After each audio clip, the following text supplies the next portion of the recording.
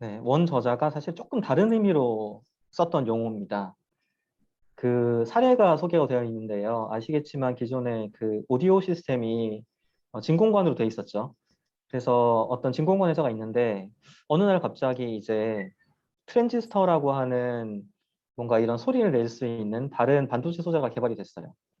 소니에서 이거를 어디다가 쓸지 막 고민을 하다가 진공관만큼 소리가 좋지도 않고 뭐 조금 애매하니 기존에 없던 시장인 그냥 청소년용 라디오를 만들어야겠다라고 생각을 해서 그 라디오를 출시를 합니다. 이런 기술이 이제 나오고 사실 이런 진공관 오디오 회사에서도 내부에서 R&D 조직이 제안을 하죠. 이런 트랜지스터라는 게 나왔던데 음질은 조악합니다. 음질은 조악하지만 휴대용 기기를 만들 수 있습니다. 그럼 어디다가 쓸 건지를 물어보죠. 경영진들이. 그러면은 지금은 좀 애매하고 좀 기술이 많이 개량이 되어야 뭔가 할 수 있을 것 같습니다. 뭐 이런 얘기를 하죠. 그러면 개발 안 합니다. 조금 지나서 이제 트랜지스터가 좀 음질이 좋아집니다. 그러면 다시 R&D가 가서 얘기를 하죠. 음질이 이 정도 좋아지고 있으니 몇 년 안에 뭐 이런 좀 더 음질이 좋은 오디오를 만들 수도 있을 것 같습니다. 그래? 그러면 얼마가 필요하지 하면 이제 보통 몇백억이 필요하겠죠. 그러면은 이제 사업부서에서 반대를 합니다. 우리 지금 뭐 사업도 잘 되고 있고 몇백억 들여서 하면 뭐 이제 이런 손익이 안 좋아지니까 하지 말자 뭐 이런 결정을 하게 됩니다. 그렇게 하다 보면은 이제 이런 휴대용 라디오가 가정용 뭐 이런 오디오가 되고 뭐 하이파이가 되고 하는 시점에서 이제 어떤 현상이 발생을 하냐면은 R&D 조직에 가서 이제 설명을 했을 때 사실은 이미 진공관 오디오 사업을 하던 회사는 많이 구조가 바뀌어 있습니다. 기존에 가정용 오디오의 라인업은 많이 줄어들어 있고 이제 사업적으로는 사실은 기존에 좀 더 이런 브랜드를 활용해서 고수익을 낼 수 있는 고가의 모델에 집중하는 것이 경영적으로는 맞는 판단이기 때문에 회사의 어떤 손익 구조는 더 좋아진 형태로 하이엔드 제품을 집중하는 형태가 되어있죠. 그런 식으로 이제 회사 조직이 사업부 위주로 돌아가기 시작하면 이제 어떤 새로운 기술을 도입하는 게 점점 더 어려워집니다. 그래서 이미 사업을 하고 있는 어떤 조직 구조 내에서 또는 이미 솔루션이 자리를 잡고 있는 어떤 메인스트림 시장 내에서 이런 신기술이 점점 좋아져서 서서히 기존의 메인스트림의 시장을 잠식을 하고 그리고 잠재적으로는 기존 메인스트림 시장의 어떤 솔루션보다 더 나은 성능을 제공하는 제품이 나오는 경우에는 아무런 손을 쓰지 못하고 기존 시장을 모두 내어주게 되죠. 그러니까 이런 개념을 이제 파괴적 혁신의 개념으로 원조사는 얘기를 했고요. 이제 저희가 바라기로는 전자약이나 디지털 치료제 같은 지금은 굉장히 열등하지만 이제 추후에 포텐셜이 기존의 약만큼 좋아질 수 있을까? 정말 그럴 수 있다면 이런 파괴적 혁신이 서서히 이제 끓는 물에 뭐죠 이렇게 냄비에 있는 물에 개구리를 넣고 이게 삶으면은 이렇게 서서히 죽는 것처럼 뭐 그런 파괴적 혁신이 일어나지 않을까 이런 생각을 해보고 있습니다. 네, 이런 상상을 해보면서 저희가 어떤 일을 하고 있는지 조금 이어서 설명을 드리면요. 그 첫 번째로는 이게 의료 시장, 헬스케어 시장이 특히 한국이 환경이 얼마나 좋은지 나쁜지 이런 걸 좀 생각해 볼 필요가 있을 것 같습니다. 뭐 아까 말씀드린 컨슈머 제품이야 사실 써보고 이게 좋게만 하면 누구나 쉽게 선택을 할 수 있는 경험제의 성격이 있는데요. 의료 서비스나 헬스케어는 사실은 경험제라고 하기보다는 신용제에 가깝기 때문에 사실은 이제 소비자의 경험에 의해서 이게 통제가 되지 않죠. 그래서 헬스케어 시스템을 좀 들여다보면은 서비스를 받는 환자가 있고요. 그리고 서비스를 제공하는 뭐 의사, 병원 또는 뭐 제약사 등등이 있습니다. 그리고 이 비용을 지불하는 보통은 이제 보험사가 있죠. 아주 특이하게도 기존의 이제 컨슈머 제품들과는 다르게 이런 스테이크홀더들이 분리되어 있는 게 의료 시스템의 특징입니다. 근데 이런 거를 이제 국가별로 따져보면은 국가마다 또 이런 플레이어들이 담당하는 역할들이 다릅니다. 대표적으로 이제 전체 시스템 보면은 이 국가가 이런 헬스케어 서비스를 제공하는 곳들이 있고요.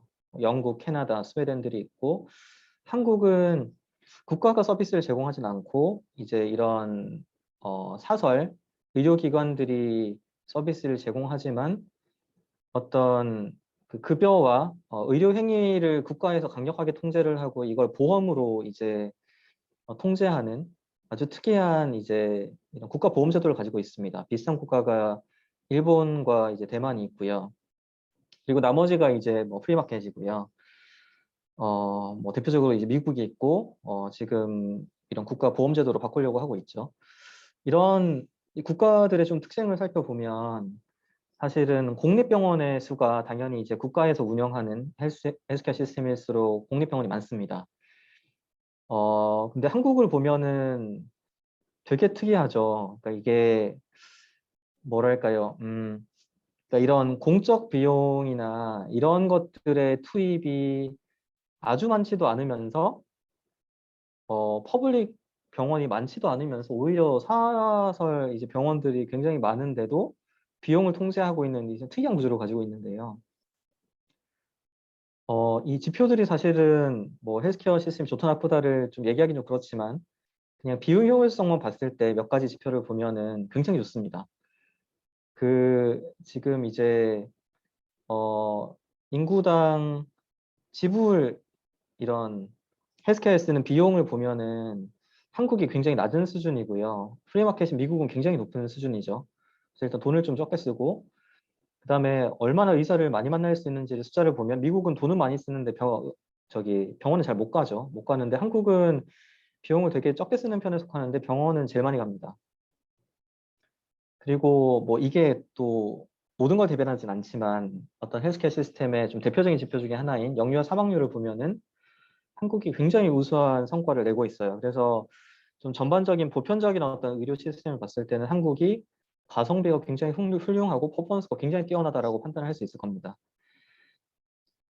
그런데 이제 이런 뭐 적절히 좋은 퍼포먼스가 있는데 환경들을 조금 더 자세히 살펴보면 굉장히 특이한 현상들이 있습니다.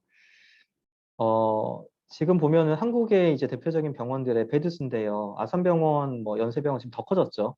병원 하나당 2,700베드, 뭐 1,000개가 넘는 베드들이 이렇게 있고 엄청난 거대 병원들이 존재를 하고요. 미국 전역에 있는 병원 중에서 대표적인 병원들을 살펴봐도 사실은 한국이 뭐 2배 이상 큰 규모의 병원들을 운영을 하고 있습니다. 그런데 더 놀라운 거는 여기 보여드리는 왼쪽의 병원들은 전부 다 서울에 있는 병원들만 보여드린 거고요. 지역에 있는 병원들 보여드리지 않았고 우측은 미국 전역에서 대표적인 병원들을 보여드린 거예요. 굉장히 좀 하여튼 특이하게도 거대 병원들이 운영이 되고 있는 거를 보실 수 있고요.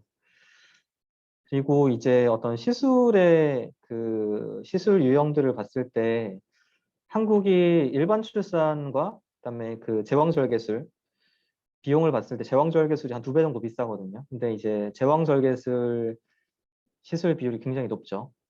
미국은 일반 출산도 굉장히 비싸고 제왕절개술은 더 비싼데 제왕절개술이 비율이 높죠. 캐나다는 이제 뭐 중간 정도 가격에 일반 출산을 할 수 있고 제왕절개술 비용도 중간 정도인데 좀 낮은 편이고 핀란드는 뭐 이제 뭐 전반적으로 미국이나 비교를 하면은 제왕절개술이 뭐 조금 저렴한 편이라고 볼 수도 있지만 뭐 근데 이제 결과적으로 보면은 제왕절개술을 시행하는 비율이 굉장히 낮죠. 굉장히 낮고 이스라엘은 돈이 거의 비슷한데도 제왕절개술 시술 비율이 낮습니다. 그래서 이게 어떤 여러 가지 현상적으로 봤을 때 헬스케어 어떤 시스템이 가지고 있는 뭔가 어떤 지표로는 설명할 수 없는 좀 유행이나 어떤 문화 같은 게 있다고 보여지고요. 그런 것들을 쭉 보면은 한국이 굉장히 비용 효율적이고 성과가 좋은 헬스케어 시스템인데 국가에서 행위를 통제를 하고 정부에서 뭔가 이제 어떤 의료 혁신을 주도할 수밖에 없는 형태이기 때문에 이 헬스케어 컬처를 좌지우지하는 게 어떤 면에서는 굉장히 어렵고 정부 주도의 어떤 그런 메인스트림에 들어갈 수만 있으면 굉장히 쉬운 그런 특이한 구조를 가지고 있습니다. 그런 관점에서 이제 쭉 보면은 멘탈 헬스 어웨어니스, 그러니까 저희가 주로 타겟팅하는 시장에서의 이제 병원에 대한 어웨어니스, 치료에 대한 어웨어니스는 굉장히 낮은 편이고요. 선진국 대비 반밖에 안 되고 에이징이랑 스트레스, 뭐 자살률 이런 거 봤을 때는 성장 가능성이 굉장히 높은 시장이고 정부의 어떤 지원책들이나 관심도도 높기 때문에 잠재력이 굉장히 높은 시장이라고 볼 수 있을 것 같고요. 국내에 이미 이제 치료제 시장으로는 뭐 우울증, 치매 이런 것들이 2천억, 3천억 정도 시장을 형성을 하고 있고 글로벌에서는 뭐 15조, 20조 시장을 형성하고 있기 때문에 어쩌면 그러니까 이런 문화적인 요소들이 굉장히 크지만 어쩌면 한국을 중심으로 성공을 할 수도 있지 않을까 뭐 이런 상상을 해볼 수 있겠습니다. 그러면 와이브레인은 어떤 전략을 택하고 있는지에 대해서 좀 설명을 드릴 건데요. 이런 이제 뭐 환경을 가지고 있는데 기본적으로는 기존의 제약 시장에서 신경정신질환 약물이 뭐 아까 말씀드렸던 대로 글로벌 몇십 조 정도의 시장을 이미 형성을 하고 있고요. 환자 수와 사회적 비용 관점에서 봤을 때 사실 주요 질환 중에서 가장 큰 질환 중에 하나라고 보여집니다. 그럼에도 불구하고 제약사의 어떤 새로운 파이프라인이 제약적이고 임상 성공률만 봤을 때도 가운데 테이블 보시면은 이제 논 CNS 분야 대비해서 이런 신경정신 질환을 포함한 CNS 분야의 성공률이 굉장히 낮기 때문에 시장 대비 한 번 들어오고 나면 굉장히 좀 결과물이 좋을 수 있겠다는 예상을 할 수 있고요. 이런 상황이기 때문에 제약사들에서도 기존에 어떤 한계가 있는 신약 파이프라인에 국한하지 않고 전자약이나 디지털 치료제 그리고 뭐 새로운 바이오마커 이런 쪽, 뭐 디지털 플랫폼 이런 쪽에 관심이 많다고 보여지고 있습니다. 뭐 실제로 아시겠지만 디지털 치료제 대부분 이제 라이센스 인을 하는 곳들이 제약사들이고요. 뭐 국내에서도 이제 SK바이오팜을 포함한 제약사들이 의료기기, 디지털 산업에 많이 뛰어들고 있는 상황이고 특히 SK바이오팜은 뭐 플랫폼 자체를 다 직접 구축할 계획으로 알고 있습니다. 네, 뭐 이런 상황인데요. 기존의 약물과는 다르게 이제 뇌의 화학적인 활동이 아니라 실제로는 이제 뇌 세포들이 전기 신호를 만들어내서 이 일렉트릭 펄스들이 어떤 기능을 만들어내는 전기 회로에 가까운데요. 전자약이나 디지털 치료제는 사실은 이런 뇌 활동 자체를 조절하는 방식이라고 보시면 좋을 것 같습니다. 뭐 항우울제를 예를 들면 기존 약물은 설트랄린이라고 하는 이제 감정의 중추에 작용하는 그런 화학적인 물질을 통해서 증상을 조절을 하고요. 이런 것들 때문에 원하지 않는 부위에 작용을 해서 전시성 부작용을 나타내는 것에 비해서 전자약은 전기 자극으로 이제 전두엽의 활동을 조절을 하는 방식으로 증상을 완화하거나 디지털 치료제는 이제 이런 전두엽의 인지 그리고 행동을 통제하는 이런 원리를 활용해서 어떤 심리학적 학습, 뭐 인지 기반의 어떤 기능 조절을 해서 치료 효과를 내는 방식이라고 볼 수 있겠습니다.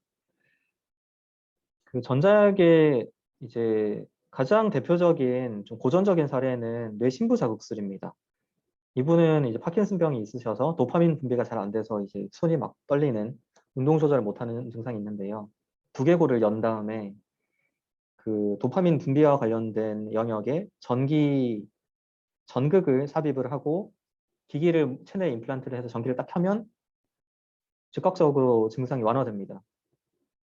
그러니까 바로 정상 생활을 할 수 있을 정도로 이러한 드라마틱한 효과가 있기 때문에 눈에 보이는 질환들, 즉각적으로 개선할 수 있는 중증 질환들 위주로 전자약이 개발되어 왔습니다. 그래서 보통 파킨슨병, 에필lep시 이런 쪽에 이제 개발이 되어 왔죠. 벌써 이 분야, 수술 분야만 하더라도 대략 5조 정도 되는 시장을 형성을 하고 있고 여기도 고성장하고 있습니다. 그런데 이제 뭐 우울이나 인지 증상, 뭐 기억력이 깜빡깜빡 하시는데 두개골을 열어서 기기를 임플란트를 하기는 굉장히 부담스럽겠죠. 그래서 덜 수술적인 방법들을 많이 제안을 하고 있고 대표적으로는 이런 큰 기기를 활용해서 뇌에 자극을 가하는 이런 우울증 치료 기기가 미국에서 2008년에 상용화됐고 국내에서는 2013년에 상용화됐습니다. 그리고 상장은 2019년에 한 리메드라고 하는 회사가 있습니다. 이런 회사가 이제 전자약이라고 하는 키워드를 국내에 많이 알리고 있고요. 근데 사실은 이 기기 자체도 뭐 짧게는 6개월 병원 방문을 하고 치료를 해야 되는 우울증 환자들이 쓰기에는 너무 부담스러운 매일 병원을 방문을 해야 되는 어려움이 있고요. 평생을 써야 하는 치매 환자분들 같은 경우에는 이런 걸 쓰는 게 불가능하겠죠. 그래서 더 소형화된 약간 약의 UX를 가지고 있는 새로운 형태의 디바이스에 대한 디맨드가 있고요. 이런 분야를 저희가 좀 빠르게 상용하고 있다고 생각하고 있습니다. 뭐 저희뿐만 아니라 많은 회사들이 여기 진입을 하고 있고요. 가장 재미있게 보실 만한 회사는 오른쪽 위에 있는 갈바니 바이오 일렉트로닉스입니다. 이 회사는 구글 베릴리하고 GSK가 8천억을 투자해서 만든 회사인데요.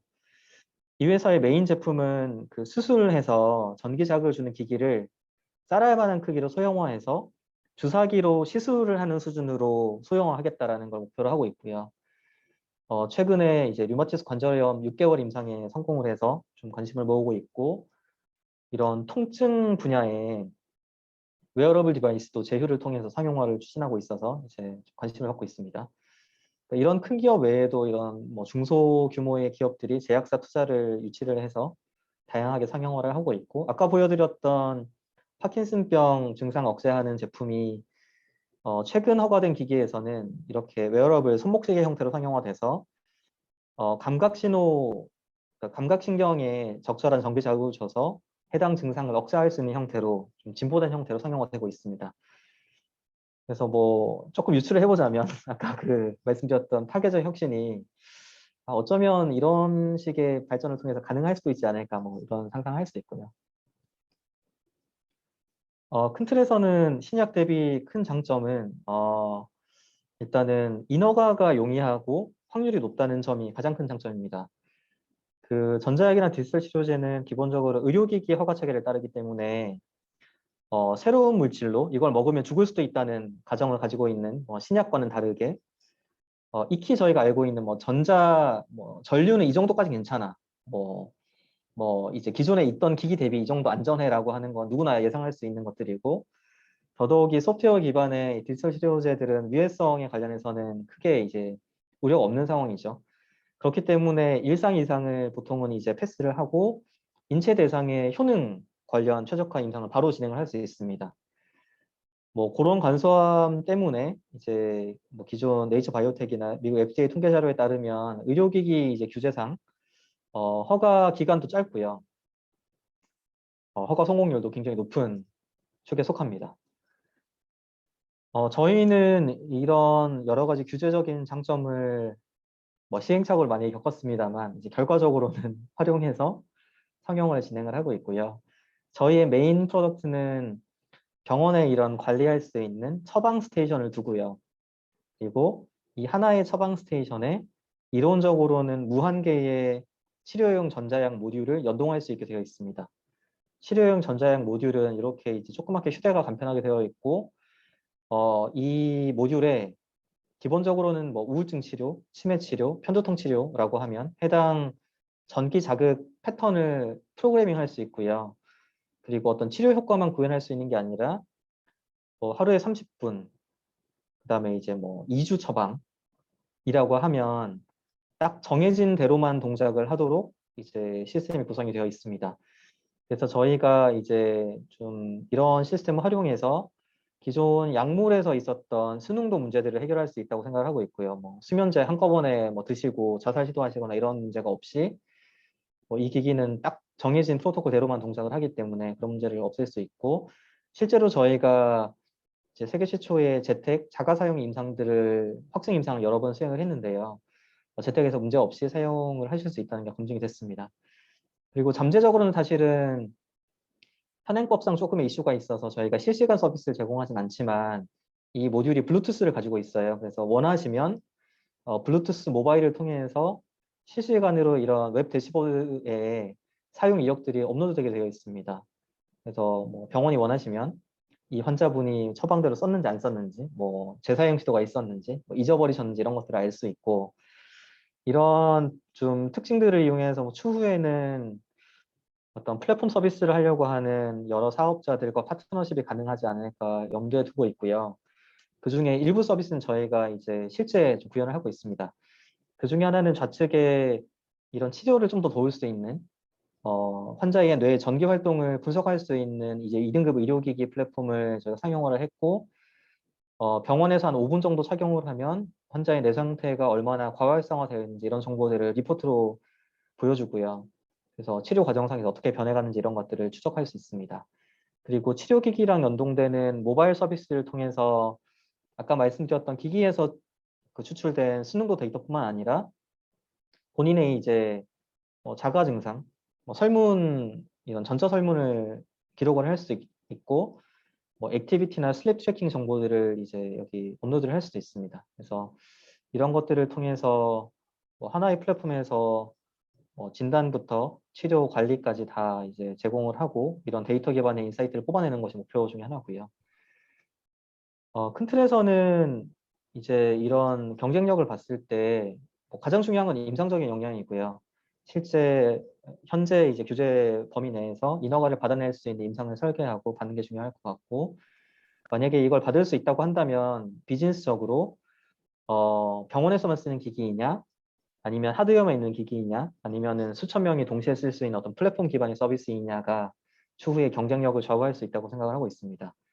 그래서 저희는 8년간의 그 이상의 R&D를 통해서 두 가지 역량을 계속해서 좀 보완을 하는 것에 집중을 하고 있고요. 대표적인 임상 결과를 말씀을 드리면은 그 첫 번째로는 주요 우울 장애인데요. 저희가 보통 얘기하는 우울증 치료라고 하는 그 적응증이 되겠습니다. 이 왼쪽에 그림을 보시면 이 헬스라고 되어 있는 이제 일반인 이미지를 보시면 전두엽, 좌측 전두엽이 이렇게 하얀색 점으로 활성화되는 거 보실 수 있고요. 이게 어떤 상황이냐면은 스트레스를 강제로 인가해서 이제 이 스트레스를 받게 만든 상황인데요. 일반인들은 좌측 전두엽이 활성화됩니다. 좌측 전두엽이 저희 전두엽이 이제 약간 인지 상황 판단을 담당하는 포유류의 뇌라고 하잖아요. 그래서 저희가 이제 보통 얘기하는 비유를 하자면 정신줄을 붙잡는다라고 하는 그런 개념이 이런 전두엽의 활성화로 이렇게 측정이 되거든요. 그런데 이제 우울증 환자들을 보시면 전두엽의 기능이 떨어져 있어서 좌측 전두엽이 활성화되지 않고 다른 부위들이 활성화됩니다. 그래서 이제 보통 우울증 환자분들이 머리가 멍하거나 의욕이 없거나 이런 상황 판단이 잘 안 되고 감정을 조절할 수 없는 이유 중에 하나가 편도체라고 하는 이제 감정 중추의 과활성화라는 게 이제 직접적인 어떤 현상이지만 그 현상의 이면에는 이제 그 좀 비유적으로 얘기를 하자면 정신줄을 붙잡는 포유류의 뇌, 이성의 뇌가 잘 작동하지 않아서 이제 그런 감정을 조절하기 어려운 그런 상황에 놓여 있다고 비유를 할 수 있겠습니다. 그래서 저희가 하는 건 딴 게 아니라 좀 심플하게 말씀드리면 우울증 환자의 좌측 뇌 활동을 증가시킬 수 있는 전기 자극을 인가를 하고 다른 부위에 과활성화되어 있는 부위에 활동을 억제할 수 있는 전기 자극을 인가를 해서 그 전기 자극을 반복을 함으로써 이제 좀 장기적인 효과를 얻는 방식이라고 이해를 하시면 좋을 것 같고요.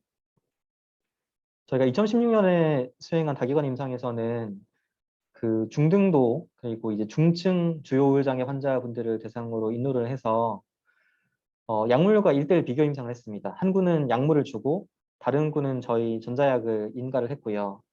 이중 맹검을 해야 되기 때문에 약을 먹은 군은 30초 가짜 자극만 인가를 하고 진짜 기기를 쓴 군은 밀가루 약을 먹었습니다.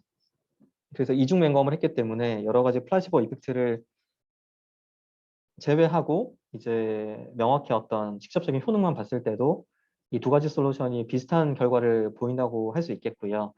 물론 이 2016년 임상에서 모든 지표들이 좋지는 않았기 때문에 저희가 다시 한번 확증 임상을 설계를 했고 이번에는 이제 조금 더 도수를 높이고 기존의 임상은 사실은 병원에서 했던 임상인데 재택에서 지속적으로 적용을 해서 이게 실제로 효능이 있고 안전한지에 대해서 검증을 했습니다. 그래서 결과적으로는 기존보다 좀 더 향상된 결과를 얻었고요.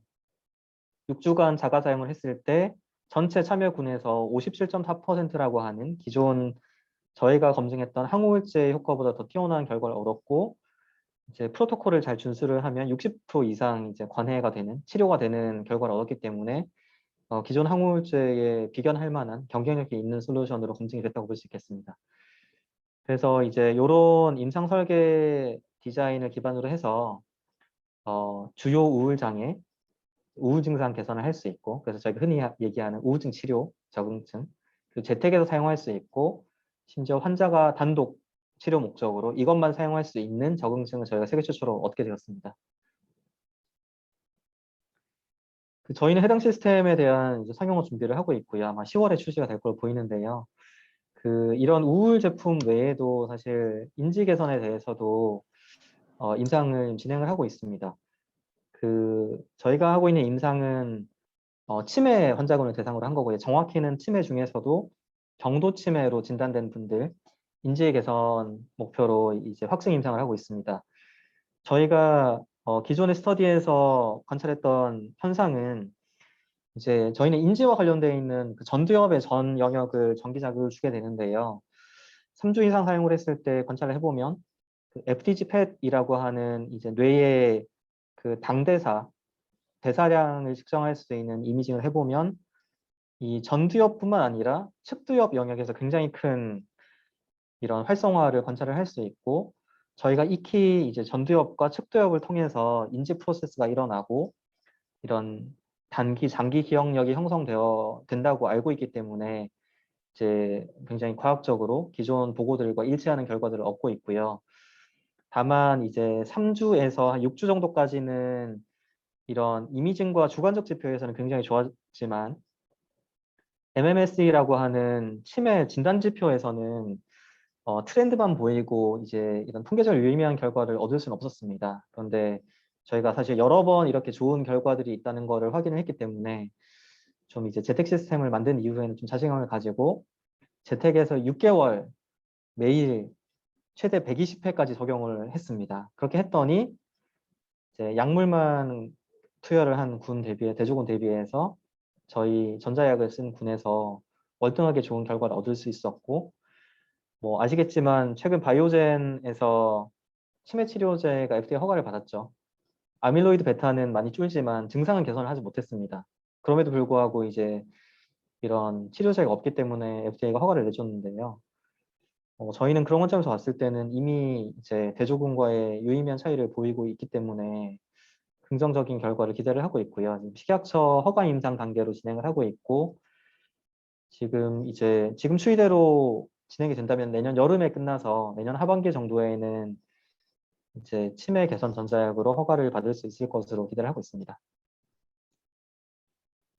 그 외에도 이런 말씀드렸던 원리들을 이용해서 조현병의 우울 증상이나 인지 증상 개선을 하는 임상 결과들도 내고 있고 조현병의 특징 중에 하나인 이 청각을 처리하는 부위에 과활성화가 있어서 사실 그러니까 뇌활동이 그러니까 소리가 없는데 뇌활동이 있는 거라서 마치 이제 스스로 말을 거는 듯한 또는 누군가가 본인 욕을 하는 듯한 이런 이제 느낌이 드는 그런 현상들을 전기 자극을 줌으로써 이제 뇌 활동을 줄일 수 있고 증상을 개선할 수 있고요. 이런 원리들을 활용을 해서 이제 조현병도 확증 임상 단계로 진입을 준비를 하고 있습니다. 스트레스 수면 쪽도 저희가 하고 있는데요. 제가 이제 지금 8년 넘게 연구를 하다 보니까 많은 적응증들에 이렇게 씨앗을 뿌려놓은 상황인데요. 이건 재밌는 게 앞서 말씀드린 전자약들과는 다르게 스트레스와 수면은 신경 자극이라고 하는 방식으로 접근을 하고 있고요. 뇌와 연결되어 있는 대표적인 신경들이 이제 3차 신경, 얼굴에 있는 3차 신경, 목을 지나는 미주신경이 있는데요. 이런 신경들이 감각 신호를 전달하는 역할을 하기 때문에 저희가 생각했던 거는 특정 전기 신호를 주면 이 감각이 좀 적어진 상태로 만들 수 있지 않을까로 착안을 한 거고요. 그래서 외부에서 시끄러운 소리가 나거나 했을 때 뇌가 과민하게 반응을 해서 스트레스가 유발되게 되는데 저희가 이런 해당 신경 영역의 전기 자극을 통해서 이렇게 유발되는 스트레스를 평상시랑 거의 비슷하게 유지를 하거나 오히려 더 이완을 할 수 있다는 것을 검증을 했고 이런 기술을 활용해서 스트레스 억제하는 제품으로도 상용화를 지금 추진을 하고 있고요. 이런 각성 억제 효과를 활용해서 수면 장애나 불안 장애 쪽에도 이제 임상을 셋업을 하고 있습니다. 네, 마치 제약사처럼 사실 전자약 분야에서는 이런 회사가 많지는 않았지만 저희는 제약사처럼 이런 플랫폼을 활용해서 특히 재택에서 다양한 적응증들을 검증을 하는 이제 제약사와 유사한 방식의 파이프라인을 운영을 하고 있고요. 네, 국내 허가를 받았고 이제 몇 가지는 내년부터 FDA 허가를 받는 성과를 낼 수 있지 않을까 좀 기대를 하고 있습니다. 이런 와중에 이제 사실은 좀 아직은 많은 플레이어들은 없는 분야이기 때문에 뭐 소수의 인력이지만 나름의 안전 가이드라인이나 뭐 논문 출판이나 이런 좀 활동들을 글로벌하게 해보려고 노력하고 있고요. 2017년에는 하버드 의대와 같이 이 분야의 안전 가이드라인을 발간했는데요. FDA에 허가되어 있는 모든 의료기기들을 전수조사해서 어떤 에너지 기준의 위해도가 얼마나 큰지, 저희가 상용하는 분야는 뭐 어느 정도 강도까지가 적절한 강도인지에 대해서 여기 담고 있고, 이런 전기자극을 줬을 때 뭐 소아처럼 뇌가 얇거나 하면 어떤 위해도가 있는지, 이게 정말로 뭔가 생명의 위해도가 있을 정도인지 아니면 뭐 그냥 약간의 사이드 이펙트 정도인지에 대해서도 이제 심층 분석을 해서 이런 전자처방 기능을 포함한 업계 가이드라인을 저희가 발간을 했고요. 거기에 이제 대표적인 기능으로는 출력을 제한을 해야 된다, 뭐 이런 개념들을 제안을 했고, 저희가 이런 것들을 모두 이제 담은 제품을 지금 상용화하고 있는 그런 단계라고 보시면 좋을 것 같습니다. 뭐 이 분야에서 저희가 새로운 효과를 내는 파형부터 해서 재택에서 환자들이 그냥 막 썼다 벗었다 하거나 막 마구 썼을 때도 상황을 통제할 수 있는 다양한 안전 관련된 기술들, 플랫폼 관리 기술들 이런 것들에 많이 특허를 내고 있고요. 지금까지 57건이 등록이 된 상태입니다. 그리고 임상도 열심히 쓰고 논문도 많이 쓰고 있고요. 그리고 병원들이랑 협업을 많이 해서 이제 병원들의 센터도 설립을 하고 있고, 정신과 메인 학회들의 이제 춘계의 메인도 연자로 섰었고, 추계도 섰었고요. 그리고 이런 여러 가지 연구를 열심히 하다 보니까 교수님들이 이제 심포지움도 학술 심포지움을 스스로 많이 여셔서 신경과에서는 이제 제가 발표하진 않지만 교수님들이 전자약에 대해서 발표를 하는 자리가 있을 것 같고요. 다행히 이제 좀 아까 말씀드린 그런 헬스케어 컬처, 굉장히 어떤 집단적인 문화를 좀 형성을 하려는 성향이 강한 그런 곳이다 보니까 이런 노력들이 좀 전방위적으로 좋은 결과가 나오고 있는 게 아닌가 생각하고 있습니다. 그래서 산자부에서 뭐 혁신 상도 주시고 이제 조달청에 이렇게 해서 수의계약할 수 있는 그런 권한도 주시고요. 외신의 관심도 받고 있고, 제약사들도 지금 이제 환인제약은 같이 하고 있고 네 군데 비딩을 하고 있고 뭐 이런 상황들입니다. 그러면 이제 이런 상황들인데, 이런 좀 초기 자산들을 활용해서 저희가 생각하는 전략은, 첫 번째로는 각 세그먼트에 이미 채널을 가지고 있고 이미 존재감을 가지고 있는 회사들이랑 좀 협업을 많이 하려고 하고 있습니다. 뭐 아시겠지만 의료 분야가 워낙 보수적인 곳이다 보니까 사실은 누가 이걸 사업을 하느냐도 굉장히 중요하게 작용을 하는데요. 저희는 정신과에서는 환인제약이라고 하는 커버리지 1위 기업과 공동 사업을 하고 있기 때문에 조금 도움을 받는 부분이 있다고 생각을 하고요.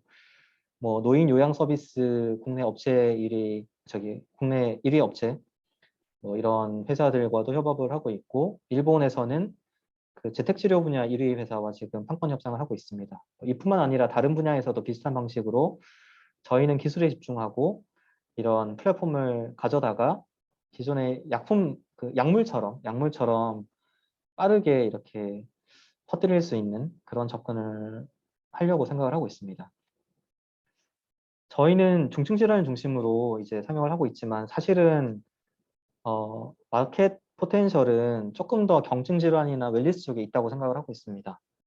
그래서 뭐 식욕 억제나 뭐 스트레스 관리, 수면 개선, 뭐 학습 능력 개선 이런 쪽에 잠재 시장이 있을 거로 생각을 하고 있고, 다만 이제 저희가 이런 전자약 아니면 뭐 뇌기능 관련된 어떤 가장 신뢰받는 회사가 될 수 있으면 이런 분야의 어떤 경쟁력이 자연히 따라올 걸로 생각을 하고 있고, 이걸 기존 산업에 비유를 하자면 제약사들에서 전문의약품 사업을 메인으로 하고 있지만 일반 의약품, 그리고 일반 의약품과 전문 의약품의 어떤 브랜드를 기반으로 한 뭐 락토핏 같은 아니면 다른 이제 이런 영양제 사업에서 조금 더 경쟁력을 가지고 있는 것처럼 뭐 저희도 그럴 수 있지 않을까 좀 기대를 하는 거고요.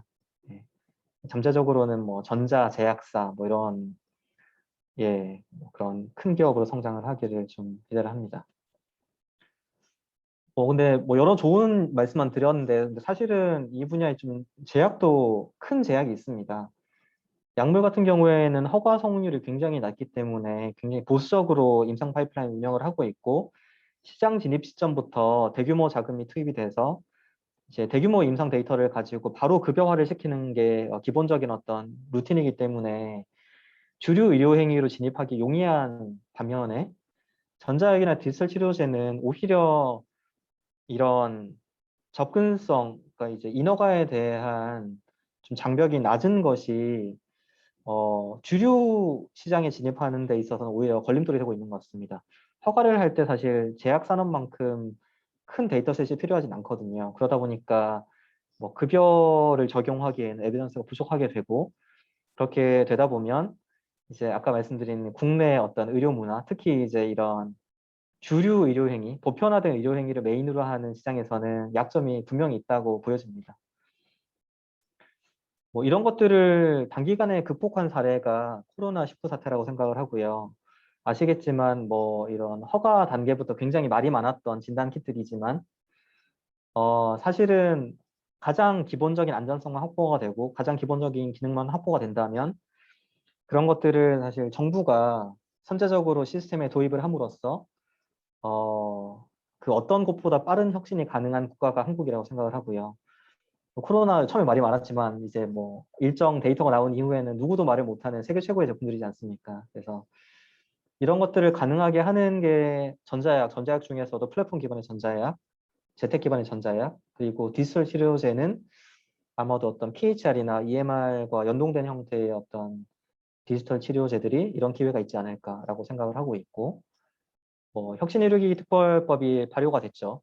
그리고 아까 말씀드렸던 그 코비드에 쓰였던 이런 kit들은 뭐 체외 진단기기 특별법에 뭐 일부 특혜를 받다고 볼 수 있을 것 같은데요. 이런 새로운 제도들이 생기고 있기 때문에 뭐 환경은 점점 더 좋아지고 있는 것 같습니다. 그러면 이제 조금 창업과 관련된 뭐 제 개인적인 얘기를 조금 드리고 싶어서 좀 준비를 해봤는데요. 처음에 이제 2012년에 이 창업 준비를 할 때는 사실 마음을 치료하는 반창고라는 개념을 생각했던 것 같아요. 저는 칼스에서 학석 박사를 하면서 휴대폰을 얇고 싸게 대량 생산할 수 있는 기술을 연구를 했었고요. 저희 공동 창업자가 이제 이런 도파민을 강제로 분비할 수 있는 그런 새로운 전기자극 기술을 연구를 했어서, 두 가지를 합치면 감정을 조절할 수 있는 어떤 반창고를 만들 수 있지 않을까? 그러면은 뭐 가족들이 다쳤을 때 데일밴드를 붙여주는 게 약간 머릿속에 떠오르는 저희 이미지인데요. 어쩌면은 멘탈 헬스, 지금 보이지 않는 멘탈 헬스 시장도 열심히 어떤 그런 효능이 있는 솔루션만 있다면 언젠가는 그런 반창고를 가족의 이마에 붙여주는 그런 시대가 올 수도 있겠다. 기술적으로는 가능한 것 같으니 한번 될 때까지 한번 해보자, 이런 생각을 했었습니다. 그런데 이제 뭐 이게 혹시 이게 뭐 어떤 이미지인지 아시는 분들은 많이 없으실 텐데요. 이게 이제 그 피니어스 게이지라고 하는 사람의 두개골이거든요. 두개골이 구멍이 나 있는데요.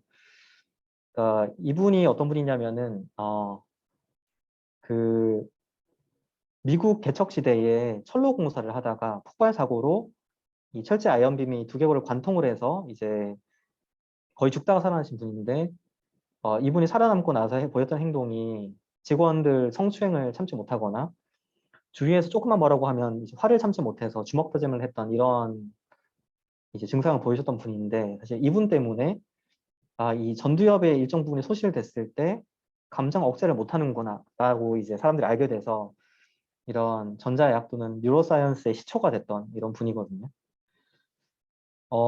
그래서 이제 사실은 저희 회사는 이런 분들의 어떤 우연한 계기로 만들어진 학문에 또 우연히 발견하게 된 여러 현상들을 활용해서 마음을 치료하는 반창고를 만들어 보려고 하는 그런 회사였는데, 공교롭게도 제가 창업을 하고 그 2달 됐을 때 저희 아버지가 이제 그 길을 건너시다가 교통사고를 좀 큰 교통사고 당하셔서 전신에 13군데 골절이 되시고 뇌가 많이 손상이 되셔가지고요.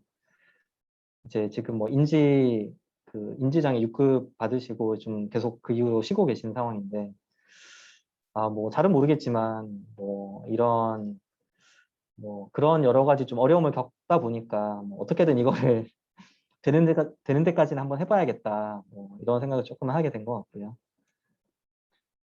뭐 이런 개인적인 동기부여도 중요하지만 좀 시대적인 기술적인 흐름도 중요한 것 같습니다.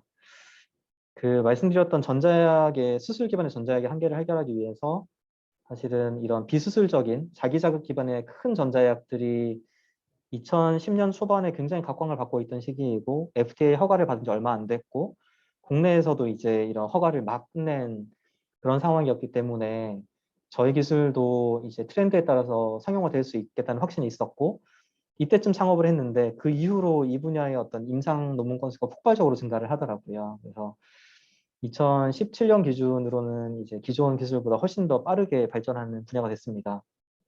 그리고 뭐 저희가 생각했던 것보다는 좀 더 오래 걸렸지만 저희가 이제 이런 허가를 받으면서 시장 진입을 하는 상황이 된 것 같고요. 그래서 이런 상용화 가능한 기술에 대한 어떤 뭐 시장 기술 흐름도 중요할 것 같다. 뭐 이런 생각이고요. 그런데 뭐 말씀드렸지만 뭐 동기부여랑 뭐 기술 트렌드가 좋았지만 뭐 저희는 거의 한 3번 망할 뻔했습니다. 창업 초창기에는 이제 뭐 창업자들 간에 좀 생각이 달라서 한번 회사가 없어질 뻔한 상황이 있었고 한 번은 저희가 2016년에 야심차게 진행했던 확증 임상이 결과적으로는 1차 지표를 만족하지 못해서 실패하는 바람에 이제 많은 직원들을 잃고 망할 뻔한 적이 있었고 그리고 또 한 번은 제가 사실은 그 어떤 제약사에 너무 좋은 조건을 오퍼를 받아서 그 협상에만 매달리다가 결과적으로 그 협상이 잘 안 되는 바람에 회사는 굉장히 좋은 상황이었음에도 불구하고 재정적인 위기를 겪었던 적이 있었습니다. 근데 뭐 여러 가지 시행착오들을 겪으면서 근데 살아남을 수 있었던 이유는 뭐 근본적으로 이게 필요한 기술이고 되는 기술이었기 때문이라고 생각을 하고요. 다행히 뭐 전체 226억 투자를 받아서 결과적으로는 저희가 이제 약속했던 인허가를 받았고 사업적인 성과를 내고 있기 때문에 뭐 모르겠습니다. 뭐 너무 힘들었지만 버티면 할 수 있다. 뭐 이런 거를 좀 교훈을 얻었고요. 그리고 이런 와중에 뭐 대중적인 트렌드에 뭐 도움을 받는 것도 없지 않아 있는 것 같아요.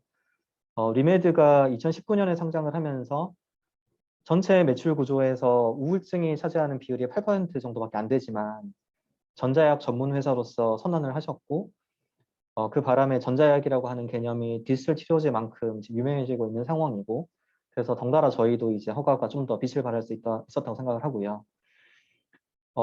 전자약이라고 하는 개념은 사실은 갈바니가 가장 먼저 만든 단어이고 이런 전기 자극을 통해서 그 파마스티컬의 효과를 내려고 하다 보니까 GSK가 이제 파마스티컬 회사라서 만든 마케팅 용어가 일렉트로스티컬이었는데 공교롭게도 이 정도로 한국에서 관심을 받을 줄은 갈바니도 몰랐을 거라고 생각을 합니다. 그래서 여러 가지 좀 시대적인 흐름이나 뭐 그런 것들도 중요할 것 같고요. 그리고 이런 상황에서 열심히 논문도 나오고 뭐 허가도 되다 보니까 뭐 정신과 학회에서도 메인 학회에서 불러주시고 과기정통부에서도 사실 산업계이고 나이도 어리지만 이런 뇌과학 R&D 프로그램에 대한 자문위원으로 예산에 대한 의견도 내고 있고 산업통상자원부에서도 불러주시고 뭐 이런 치매나 이런 관련 정책 포럼에서도 뭐 글로벌 포럼에서 불러주실 정도로 이제 뭐 좀 어려운 분야다 보니까 좀 과분한 관심을 받고 있는 것 같고요. 어, 이런 것들을 조금 그냥 제가 항상 머릿속에 가지고 있는 이미지 같은 것들인데요. 그러니까 저는 박사를 하면서 공돌이로서 그냥 제가 세상을 조금이라도 바꿔봤으면 좋겠다. 뭔가 제가 만든 물건이 사람들 손에 쓰였으면 좋겠다는 생각으로 계속 뭔가 살았는데 그런 거를 이제 약간 이런 회색 공을 세상이라고 하면 보통 박사 과정을 하면 이렇게 찔끔 회사를 바꾸는 사실은 이 정도도 아니고 뭐 한 몇만 배 확대를 했을 때 찔끔 뭔가 세상이 바뀌는 이런 거를 얘기를 하거든요. 이런 게 박사라고. 근데 뭐 이런 거를 한번 해보려고 사실 시작을 한 거고요. 시작을 했고 근데 하다 보니까 이제 뭐 나름 어떤 시판 허가 그리고 임상 결과라고 하는 결과물을 가지고 어떤 저희만의 영역을 만든 것 같고 그리고 뭐 이렇게 하다 보니까 많은 경쟁사들이 생기고 있지만 그 기존 어떤 세상에서 따라오는 경쟁사와 허가를 받은 회사의 차별화가 어느 정도 되고 있지 않나라고 좀 생각을 해보고 있고요. 뭐 이런 걸 하다 보니까 뭐 어느새 이제 저희 뭐 기기들을 쓰신 분들이 뭐 쪽지로 이렇게 해서 뭐 메시지도 보내주시고 뭐 간호사분인데 뭐 본인이 이렇게 좀 도움을 많이 받아서 뭐 사람들을 많이 살렸다. 뭐 그다음에 저 이거 우연히 본 건데 그 유튜브 채널 의학 채널에 막 보다 보니까 댓글에 이제 이런 우연히 이런 게 있더라고요. 그래서 약을 뭐 오래 쓰시다가 뭐 이런 기기를 임상 참여해서 쓰다 보니까 단약도 하게 되고 그래서 인생이 많이 바뀌었다. 뭐 이런 거를 좀 우연히 봐서 좀 너무 이제 좀 좋았고요. 그리고 저희가 상용화하고 있는 분야뿐만 아니라 저희가 지금 진행 중인 치매 임상도 지금까지의 결과들을 잘 다시 낼 수 있다면 뭐 이런 분들의 어떤 일상생활을 뭐 조금씩 바꿀 수 있지 않을까. 예, 뭐 이런 생각을 하고 있고요. 그렇습니다. 그래서 뭐 저희는 뭐 많이 부족하지만 이 분야에서는 나름의 그 약간 그 플래그십 신대륙을 찾아서 이렇게 뭔가 모험을 하는 플래그십 역할을 해야 된다고 생각을 하고 있고 그 말씀드렸지 않습니까? 아까 그 두개골 관통당한 그 피니어스 게이지라고 하는 사람은 신대륙을 발견하고 나서 그런 이제 철로 더 빠르게 탐험할 수 있는 철로 공사를 하던 사람이었는데 공교롭게도 이제 이 신대륙에서 일하는 분이 뉴로사이언스의 어떤 기원이 되었는데 사실 이 사진이 제가 창업 초기에 하버드에 갔다가 우연히 발견하고 찍었던 사진이거든요. 이게 하버드에 있어서 몰랐는데 너무 우연히 발견을 하고 회사의 시작과 그리고 뭔가 협업하려고 찾아갔던 하버드에 뭔가 연결점이 있구나 이런 생각을 했었고요. 저희는 국내 허가 임상 성공적인 결과를 기반으로 해서 FDA 절차도 진행을 이제 할 준비가 다 되어 있고 저희가 9월부터는 하버드 의대와 저희 영역을 좀 확대하기 위한 공동 연구를 시작을 합니다. 그래서 그 하버드 의대, 존스 홉킨스, NYU 다 이제 공교롭게도 동부에 있는 대학들이고요. 또 이제 뭐 이렇게 억지로 좀 갖다 붙이자면 신대륙 개척을 시작했던 동부에서 뭔가 여러 가지 좀 저희 개인적인 영감을 받았었는데 나름 고생 끝에 조금 더 이제 성공적인 결과가 나오는 시기에 다시 이제 미국 동부로 가서 좀 개척을 하는 느낌이 들어서 뭐 개인적으로 굉장히 좀 이렇게 동기부여를 많이 하고 있고요.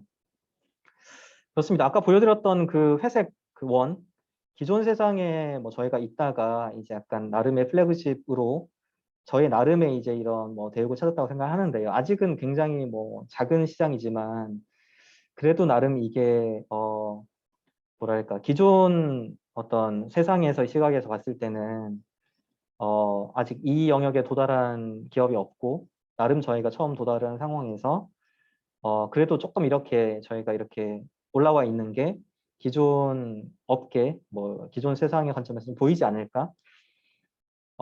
그래서 이제 뭐 아까 말씀드렸던 어떤 플래그십의 역할 그리고 저희 좀 전자약으로 할 수 있는 좀 새로운 것들에 대한 좀 구체적인 메시지를 나름 저희가 드릴 수 있다고 생각을 하고 열심히 이제 활동을 해야 되지 않을까 뭐 그런 생각을 하고 있고요. 그런 것들이 저는 어떤 기회로 이어질 거라고 생각을 하냐면 사실 저희는 정신과에 정신과에 판매를 하고 정신과에 서비스를 하는 의료 시장만 생각을 했었습니다.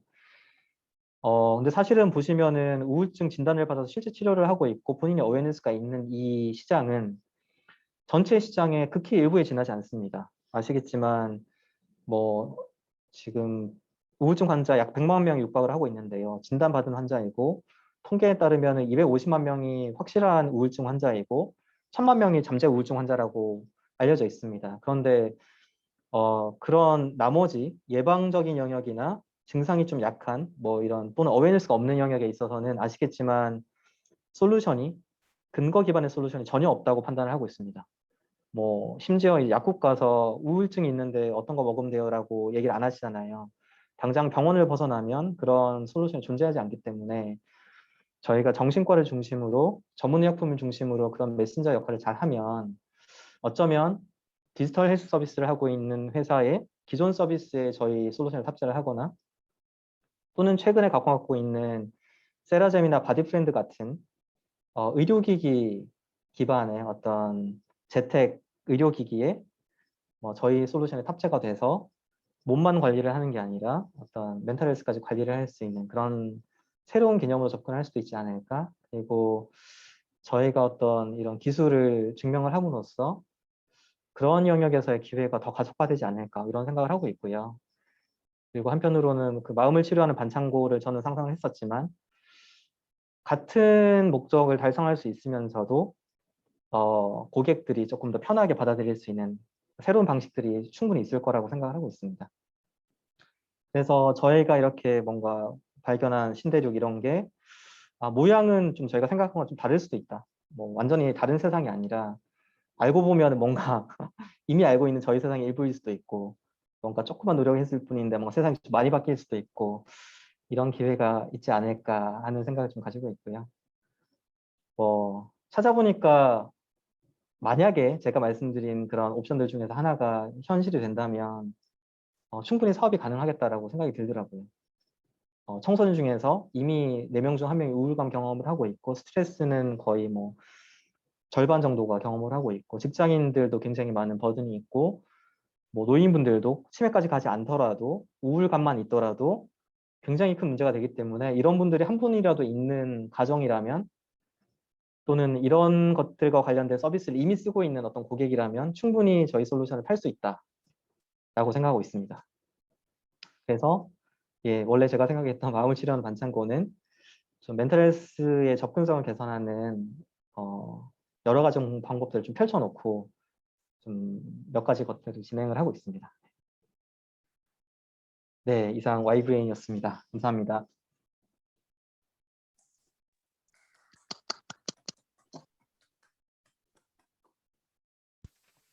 네, 감사합니다. 훌륭한 강의 감사드리고요.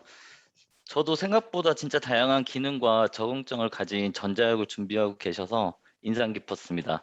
저도 사실 전자약에 대해서 많이 궁금했었는데요. 어떤 개념으로 작동하는 것인지 이해가 안 돼서 좀 궁금했는데 이번에 많이 배우게 되었고 특히 약이라고 해서 좀 허가 부분이 특별히 궁금했었거든요. 근데 의료기기 형태로 또 허가가 진행되는 것도 좀 흥미로웠다고 생각합니다. 참석하신 원우님들도 강의 또는 또 회사에 대한 궁금증이 많이 있을 것 같은데요. 지금부터 질문과 답변 시간을 갖도록 하겠습니다. 많은 질문 바랍니다. 네, 안녕하십니까. 저 37기 김대현입니다. 안녕하세요. 네, 지금 제가 외부에 나와 있어서 소리가 지금 약간 좀 불안전할 수 있는데 양해 부탁드립니다. 예, 강사님, 저기 신대륙을 꼭 개척하시길 응원하겠습니다. 네, 감사합니다. 제가 질문이 한 3가지가 있었는데, 그 전기 자극이라는 것이 어떻게 보면 이제 자극이지 않습니까? 그래서 이제 궁극적으로 롱텀 기준으로 봤을 때는 그게 뉴런의 데미지가 조금씩, 그러니까 조금씩 쌓여서 나중에는 데미지가 될 수도 있지 않은지, 뉴런 같은 경우는 이제 치유가 불가능한 것으로 알고 있는데, 그런 거에 대해서 좀, 예, 강사님의 의견을 좀 듣고 싶고, 네네. 그리고 이게 전기 자극을 이제 타겟 에어리아로 보낼 때, 그, 그 지나가는 뉴런들, 그러니까 지나가는 그 경로에 있는 브레인에는 데미지가 없는지, 이것도 좀 궁금합니다. 그리고 이것을 나중에 조금 이 전기 자극의 인텐시티를 높인다?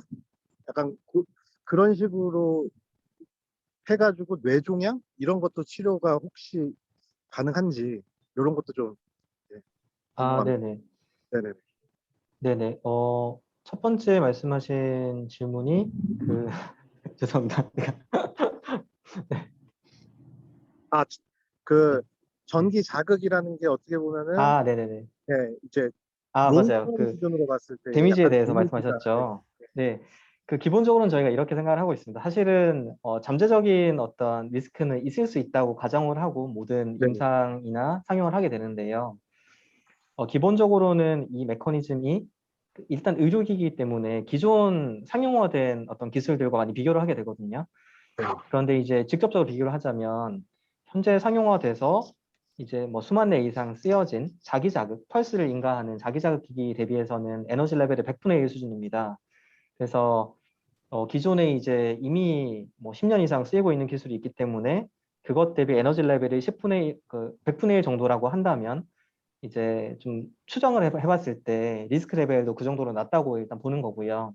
어, 메커니즘상 봤을 때는 현재까지 동물 실험과 인체 실험에서 밝혀진 부분은 그 뇌세포의 휴지기 전이를 약간만 흥분시키거나 약간 억제를 해서 자발적인 활동을 돕는 메커니즘 하나와 두 번째로는 이제 그 이 시냅스에 있는 그 에스트로사이트라고 하는 부분에 이제 가소성을 증가시키는 칼슘 인플럭스를 증가시켜서 가소성을 증가시키는 이제 이런 작용을 하거든요. 사실은 아, 그 두 가지 작용이 사실은 아주 위험하다고 알려져 있지 않은 안전하다고 알려져 있는 메커니즘이기 때문에 기존 기술보다 100배 안전하고 메커니즘상 안전할 거라고 보고는 있습니다. 다만 모니터링을 해야겠죠. 네. 저희가 경험해 본 바로는 치매에서도 6개월 이상 인터벤션 했을 때 일단은 유의미한 사이드 이펙트 없었기 때문에 안전할 거라고 생각을 하고 있지만 계속 이제 지켜볼 예정입니다.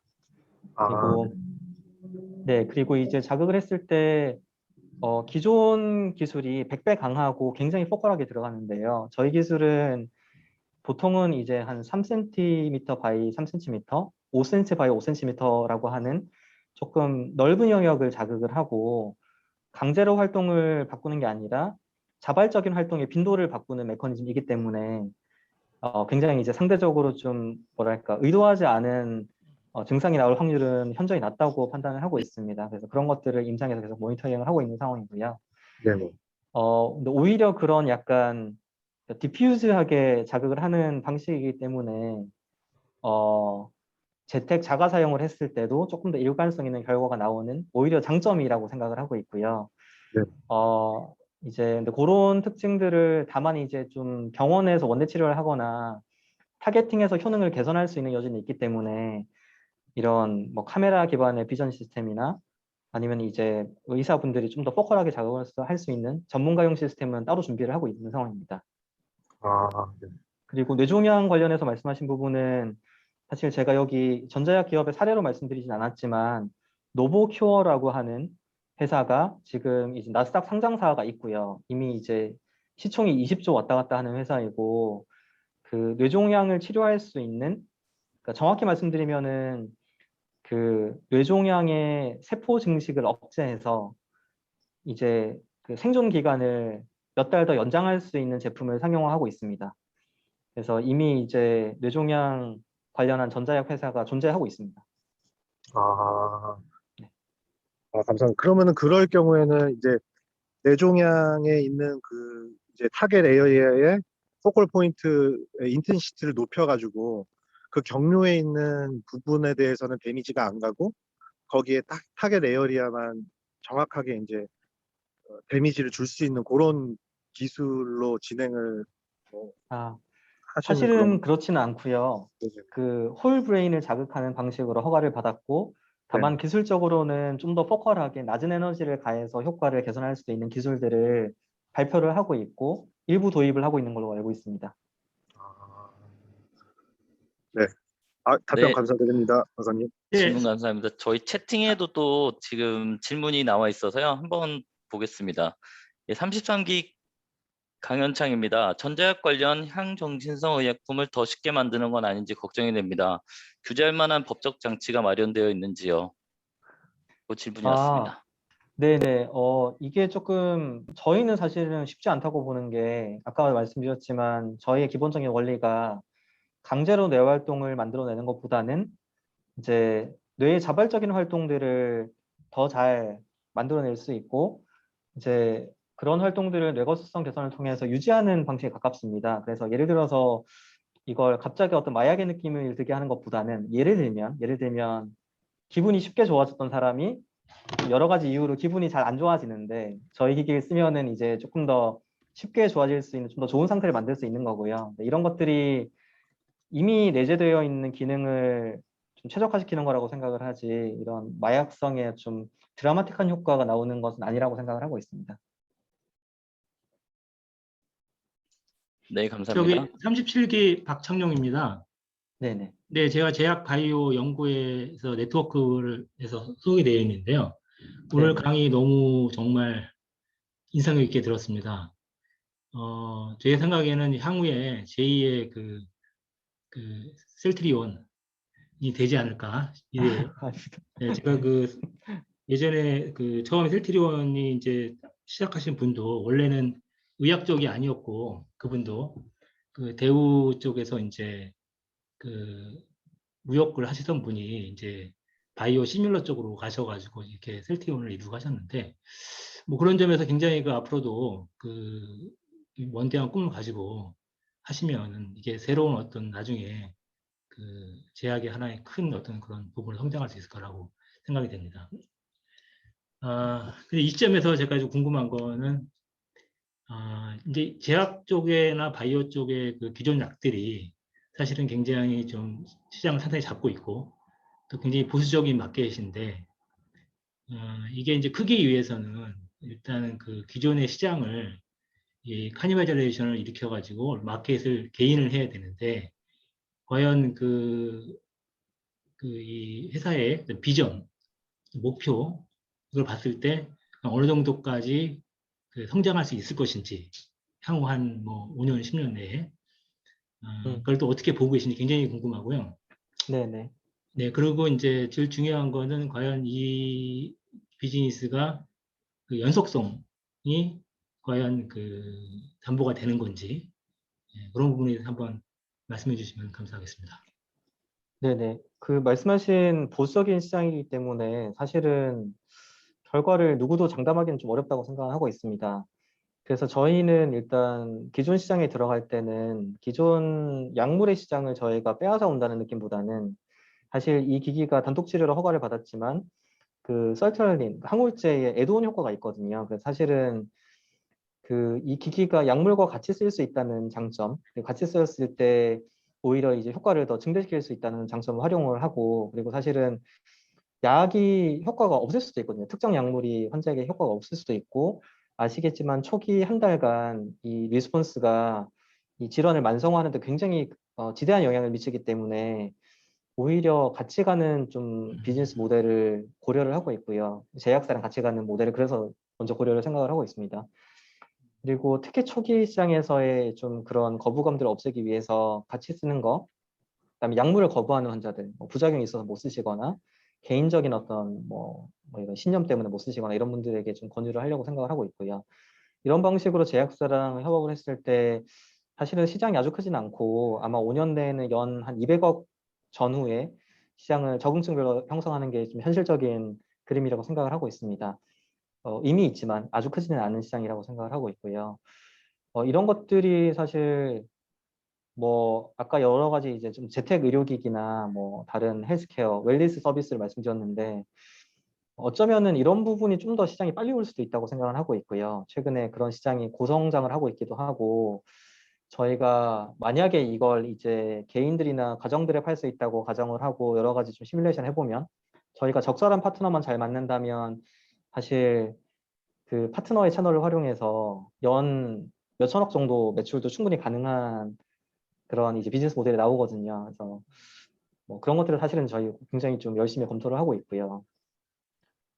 그래서 어디가 먼저 커질지 모르겠지만 적어도 의료 시장뿐만 아니라 어떤 병원 밖의 시장에서도 기존의 어떤 어웨이니스가 있는 새로운 접근이 가능할 것 같다. 근데 이게 지속 가능한지에 대해서는 그건 솔직히 지켜봐야 될 것 같습니다. 뭐 안 좋은 사례를 들자면은 MC 스퀘어 같은 경우에는 검증되지 않은 효과로 마케팅을 열심히 했다가 매출도 많으셨지만 뭐 시총 1조 5천억 가셨다가 사실 잘 안 되셨잖아요.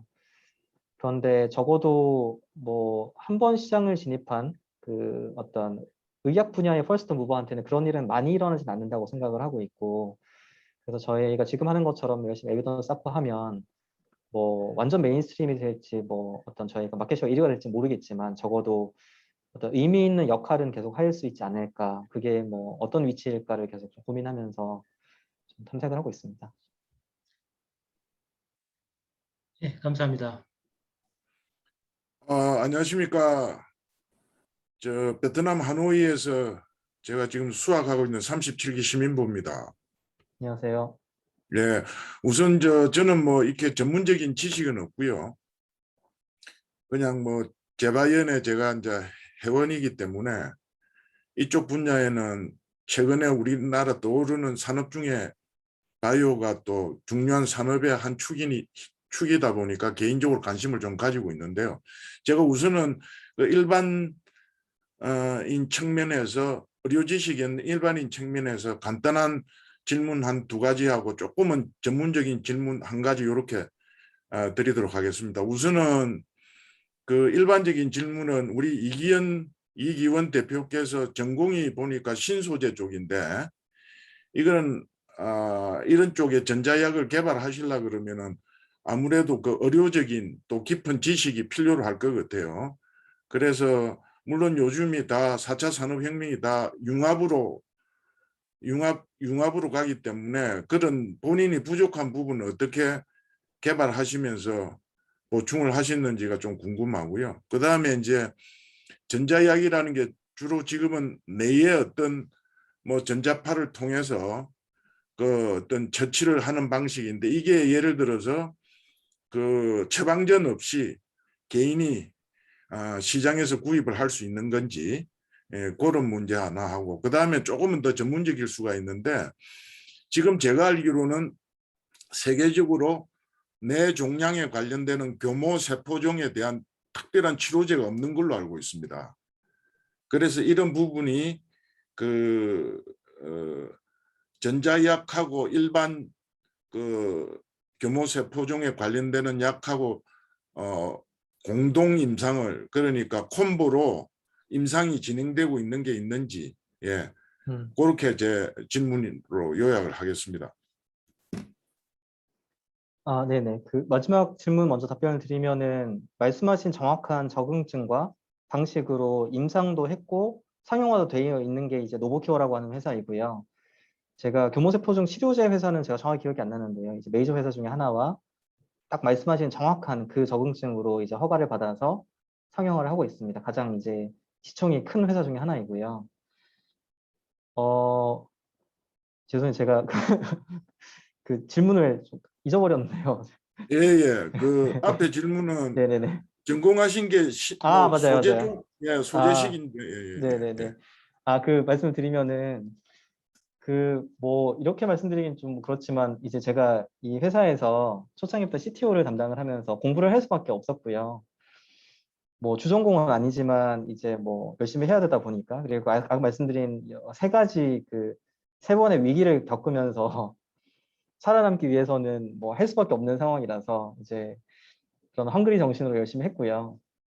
결과적으로 봤을 때는 뉴로사이언스 분야에서 이미 직접 저술한 논문들도 많이 가지고 있고 대표적으로는 저희 대한신경정신의학회라고 하는 정신과의 대표적인 학회이죠. 교수님들이 아니면 발표를 잘 못하는데 제가 1번 심포지움에 1번 초청 연사를 했습니다. 그래서 그 정도로 이 분야에 대한 어떤 이해도는 열심히 공부를 했고 좋은 결과가 있다고 생각을 하고 있고요. 하버드 의대와도 같이 공동 저술도 했고 그리고 뭐 북미 학회장과도 굉장히 뭐 나이는 다르지만 굉장히 친한 친분을 유지를 하고 있고 과기정통부에서도 저를 이제 주전공이 아닌데도 자문위원으로 불러주시는 건 다 이유가 있다고 생각을 하고 있습니다. 그 신경정신과 쪽 특히 뇌에 관련돼서는 일반 그 의학 전문 그 의학을 전문적으로 공부하시는 분들도 쉽지 않은 과목으로 알고 있거든요. 그러니까 그거를 어떤 전자약을 개발하시는 입장에서 그런 백그라운드가 없어 하기가 쉽지가 않을 것 같아가지고 제가 개인적으로 그게 자칫 잘못하면은 정말 그 뇌의 우리 뇌의 인간의 뇌의 구조가 굉장히 복잡하지 않습니까, 그죠? 그렇기 때문에 제가 이제 그 부분이 혹시나 어떤 우리 이 대표님하고 같이 옆에 이제 파트너로서 아주 그 같이 공동 연구를 하든지 공동 개발을 하시는 분이 계신가 싶어가지고 그런 분에 대한 네네. 언급이 따로 없어서 그런 지적인 부족함을 어떻게 보충을 하시는지 그래서 제가 궁금해서 네. 여쭤봅니다. 예. 저희가 아까 말씀드렸던 식약처 26건의 승인 임상이나 탐색 임상도 저희가 40건 이상 했거든요. 논문이 나오거나 이런 협업을 할 때 같이 협업하는 분들이랑 굉장히 긴밀한 관계를 유지를 하고 있고, 사실 저희는 어드바이저분들 굉장히 많으신데요. 사실은 다른 회사랑 좀 다르게 좀 오픈 이노베이션과 유사하게 굉장히 많은 국내뿐만 아니라 해외 연구자분들과 협업을 하고 있기 때문에 따로 그런 사이언티픽 어드바이저 페이지를 보여드리진 않습니다. 그런데 다른 회사와 비교를 한다면 저희는 20분 이상 그런 깊은 관계를 유지를 하고 있기 때문에 그런 관계를 통해서 좀 많은 도움을 받는 것 같습니다. 예, 감사합니다. 이게 지금 네. 처방전 없이 구입은 안 되죠? 의료기기는 사실은 그 처방이라고 하는 개념 자체가 국내에는 존재를 하진 않고요. 예, 미국에는 뭐 프리스크립션 올리, OTC 이런 것들이 있지만 그런 개념은 없지만 저희 제품은 현재 우울증은 저희가 의도적으로 처방이라고 하는 개념을 삽입을 해서 허가를 받은 상태입니다. 그래서 일반인에게 판매는 하고 있지는 않습니다. 예, 감사합니다. 네. 네, 안녕하세요. 저는 37기 박수피입니다. 안녕하세요. 네네. 제가 카이스트 신수종합부 그쪽 좀 아는데, 제가 알기로는 그쪽이 반도체 쪽으로 알고 있는데, 지금 말씀하신 걸 제가 이제 조금 시간이 안 돼가지고 짬짬이 듣긴 했지만, 결국은 이게 반도체 장비 쪽에 속한다고 치면, 지금 메덴신 쪽으로 해서 허가를 받으셨다고 하는데, 콜라보는 가능하지만 실제로 메디슨이라는 그 용어를 쓰기에는 그건 어떤 여러 가지 협업에 의해서 이루어진 거지, 그게 뭐 단독적으로 정말 약으로서는 좀 힘들 것 같다는 생각이 있는데, 저는 이제 스포츠 회사에 있다 보니까 예를 들어서 국내외 국가대표 선수들 내지 여러 가지 그 협업을 통해서 이 회사가 예를 들어서 외상을 입었다든지 아니면 정신적 충격을 받았다든지 해서 스포츠 선수들에 대한 일시적인 이제 그, 뭐라고 해야 돼, 고통을 필드에서 뛸 때 갑자기 부상을 입었을 때 이제 출장을 다시 해야 될 때 있지 않습니까? 몇 분 안에. 그럴 때 만약에 전자치료를 해서 저희가 보통 그 전기 충격기 마사지처럼 다리를 풀어준다는 근육 경련을 풀어준다든지 하던 그런 일시적인 충격요법에 의한 거지. 이게 정말 메디슨이라면 어떻게 디테일하게 조금 말씀을 해주셔야 이게 일반인들까지는 가기는 좀 힘들다는 제가 생각이 드는데, 어쨌든 신소재공학부 그 과하고 그 부서하고 그쪽 분야하고의 어떤 콜라보는 상당히 아주 굉장히 좀 좋은 계기라고 생각하고, 대표님의 나름대로 어떤 그 기장이 좀 굉장히 가상하다 하고 제가 말씀드리고 싶습니다. 네네네. 네. 일단은 저희 회사는 저뿐만 아니라 뉴로사이언티스트가 공동 창업한 회사고요. 그리고 저희 회사가 이제 제가 CTO로 있으면서 뉴로사이언스 팀과 임상팀은 계속해서 이제 전담 부서로 운영을 하고 있습니다. 그래서 일단 전문 인력이 있는 상태에서 회사가 낸 성과라고 봐주시면 좋을 것 같고요. 그리고 치료 효과 관점에서는 엄밀히 이 분류를 하자면 이 기기는 이제 의료기기의 허가 체계를 따릅니다. 그래서 전자약이라고 하는 마케팅 용어가 생겨났지만 기본적으로는 치료기기에 속하는 제품이고요. 말씀하셨던 2등급 의료기기의 일시적인 효과와는 다르게 3등급 의료기기들은 이제 약물에 준하는 수준의 임상 기준과 결과물을 기반으로 인허가가 되기 때문에 사실 저희 임상 설계 자체도 항우울제 설계와 거의 동일하다고 보시면 될 것 같습니다. 그래서 저희가 이 효과가 이제 있다고 자신 있게 말씀을 드리는 부분이고요. 네, 감사합니다.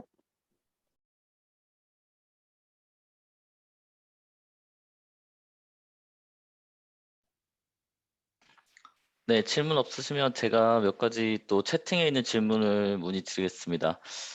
여기 혹시 그런 급여와 전략은 어떻게 가져가시는지, 지금 현재 의료기기로 등록은 돼 있는 것 같은데요. 그 급여가 또 있어야 시장이 더 커지는 걸로 알고 있는데 어떻게 진행되는지 궁금합니다. 예. 네, 사실은 급여화 관련해서 저희가 가장 고생을 많이 했던 분야 중에 하나인데요. 저희가 이번에 허가받은 그 주요우울 장애, 이제 치료 관련한 저희가 그 비급여 등재 작업을 하고 있고요.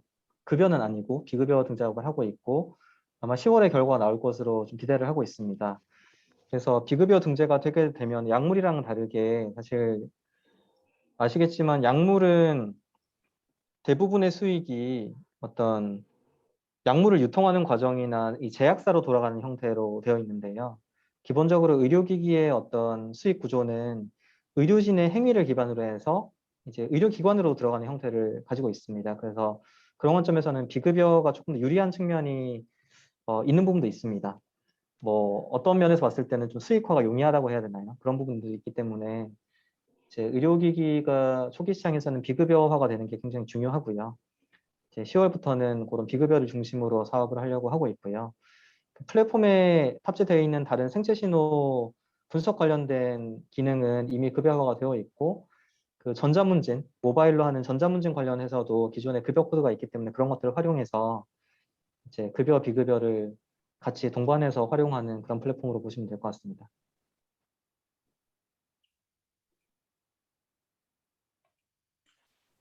네, 감사합니다. 또 혹시 질문 있으신가요? 추가로? 사실 그 채팅창에 올라와 있는 질문하고 좀 비슷한 건데요.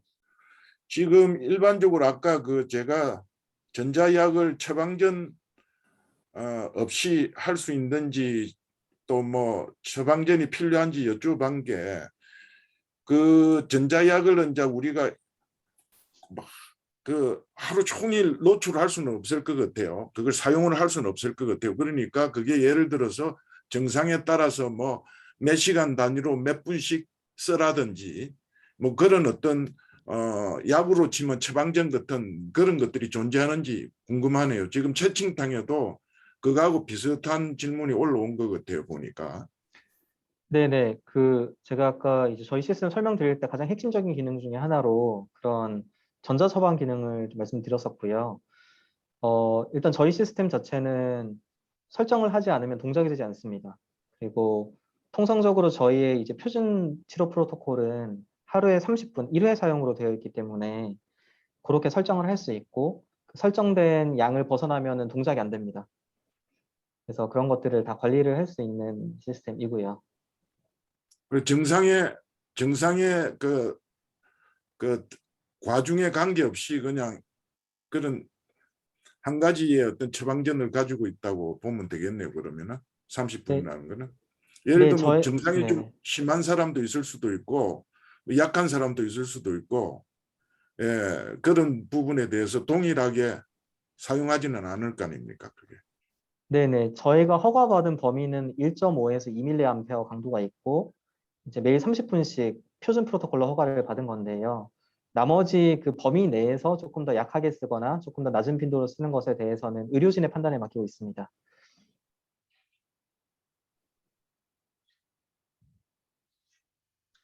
네, 이제 한 가지 질문 더 해도 되겠습니까? 네네. 네. 네, 아까 이제 말씀하신 내용 중에 이제 보시면 이게 처음에 지금 현재 200억 정도의 예상을 하시고, 현재는 그 약과 같이 이제 병행으로 동반자 관계로 나가시는 게 이제 목표라고 하셨고, 근데 이제 제가 이제 좀 더 넓게 멀리 본다 그러면, 이쪽 분야가 나중에 이제 우리 인체라든가 건강을 증진을 위해서 하나의 메인 스트림으로 이제 자리 잡으려면, 그런 시기가 반드시 올 거라고 생각이 들거든요. 왜냐하면 이제 지금 이 바이오라든가 제약도 융합이 되고 ICT 융합이 되기 때문에 이제 이게 트렌드가 바뀔 거라고 생각을 합니다. 그래서 이게 지금 현재 시작은 조그맣지만 나중에 엄청난 잠재력을 갖고 있다고 저는 생각이 되거든요. 그렇다고 봤을 때 과연 이제 그러면 이 전자약이 기존의 바이오나 의약품, 뭐 사망계라든가 이런 정신의약품 이런 거를 뛰어넘어서 메인 처방으로 또 메인 치료 방법으로서 자리매김하고 그 다음에 약품들이 오히려 그 보조품으로 이렇게 될 수 있을 정도로 성장하기 위해서는 그러면 과연 어떠한 그 전략을 가지고 또 어떠한 미래를 보고 투자를 해야 되며 어떻게 해야 되는 건지 음, 그런 의견을 한번 듣고 싶습니다. 네네. 그 부분에 있어서는 단기적으로는 저희는 어떤 토탈 솔루션의 제공이라고 생각을 하고 있고요.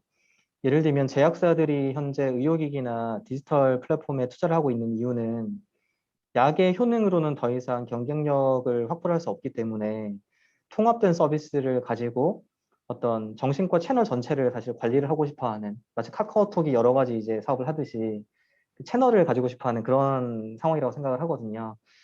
그래서 사실은 저희는 전자약이 기술적으로 메인이지만 내부적으로 생체 신호 기반의 진단 보조 시스템과 전자문진 시스템을 강화해서 내년 상장 전까지 실제 정신과 점유율 50%까지 끌어올리는 게 목표입니다. 그래서 저희 걸 굉장히 많이 쓰게 만드는 게 일단 목표이고요. 일단 그렇게 됐을 때 전자약을 포함한 저희 시스템의 장점은 기존의 약은 사실은 유통하고 나면 이게 먹는지 안 먹는지 여러 가지 어떤 데이터를 활용하기가 불가능한 상황인데요. 저희 시스템 특징상 안 먹으면 바로 알 수 있고 먹었을 때 어떤 식으로 좋아지는지 알 수 있기 때문에 쓰이기 시작하면 사실 데이터 기반의 폭발력은 경쟁이 안 될 거라고 생각합니다. 그래서 기본적으로는 그런 경쟁 우위를 활용을 해서 실제로 약물보다 더 좋은 결과를 만들어야 된다고 생각을 하고요. 제도권 내에서. 실제로 이게 더 효과가 좋고 안전하다라는 데이터를 만들어낼 준비가 돼야 될 것 같고요. 그런 것들이 조금씩 좀 되면 아까 말씀드렸던 타겟의 혁신처럼 어떤 시점에는 기존 플레이어들이 대응을 못하는 상황이 올 수도 있지 않을까라고 생각을 하는데요. 근데 그 시점에 대한 상상을 하자면 어쩌면 원격 의료가 될 수도 있고요.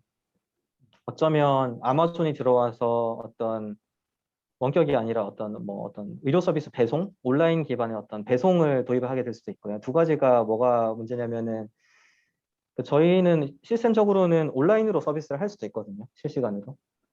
그리고 의료기기는 배송에 제약이 없습니다. 의약품은 택배 배송이 불가능하지만 의료기기 판매업이 있으면 어디서든 유통할 수 있습니다. 그래서 어쩌면은 저희가 잘 준비를 해서 성능만 높여 놓으면 그런 두 가지 또는 저희가 예상하지 못하는 그런 다른 트리거로 인해서 좀 커버리지가 완전히 달라지지 않을까 그런 기대를 하고 있습니다. 훌륭하십니다. 예, 잘 들었습니다. 네, 35기 황인성이라고 합니다. 급여와 관련해서 뭐 좀 더 여쭤보고 싶은데요. 실질적으로 지금 전자약이나 디지털 치료제를 만들거나 아니면 준비하고 있는 그런 업체들 중에서 급여화에 성공한 그런 업체가 혹시 있는지, 그리고 만약에 성공한 업체가 있다 아니면은 거의 성공에 가까운 것으로 파악되는 업체가 대표님께서 있으시다고 네네. 하면 그 사실 급여에 성공한 업체는 뭔가 좀 다루는 질환이 달라서 성공을 하게 된 건지 아니면 그들만의 어떤 뭐 기술적인 백그라운드가 좀 더 탄탄하기 때문에 그렇게 된 건지 그런 것들의 업계 동향에 대해서도 좀 말씀해 주실 수 있나요? 네네. 그 급여화 사례가 존재하고요. 사실은 공교롭게도 급여화가 된 모델은 아까 말씀드린 병원용 제품, 자기 자극을 활용해서 병원을 방문해야만 쓸 수 있는 제품에 대해서 그 미국 회사 제품도 메디케어 커버가 다 되고요. 사보험 커버가 되고 그래서 보험 커버를 받고 있고요. 그리고 해당 제품이 일본으로 건너가서 저희랑 협상하고 있는 파트너인 테이진을 통해서 일본 급여화도 됐습니다. 근데 이제 문제가 뭐냐면은 미국에서는 사실은 이게 뭐 나름 많이 쓰이고 있지만 문제 중에 하나가 매일 병원을 방문해야 되는 것 자체가 한계라서 급여화가 문제가 아니라 이건 이제 약간 기술 자체의 제약 때문에 많이 활성화가 안 되고 있는 상황이고요.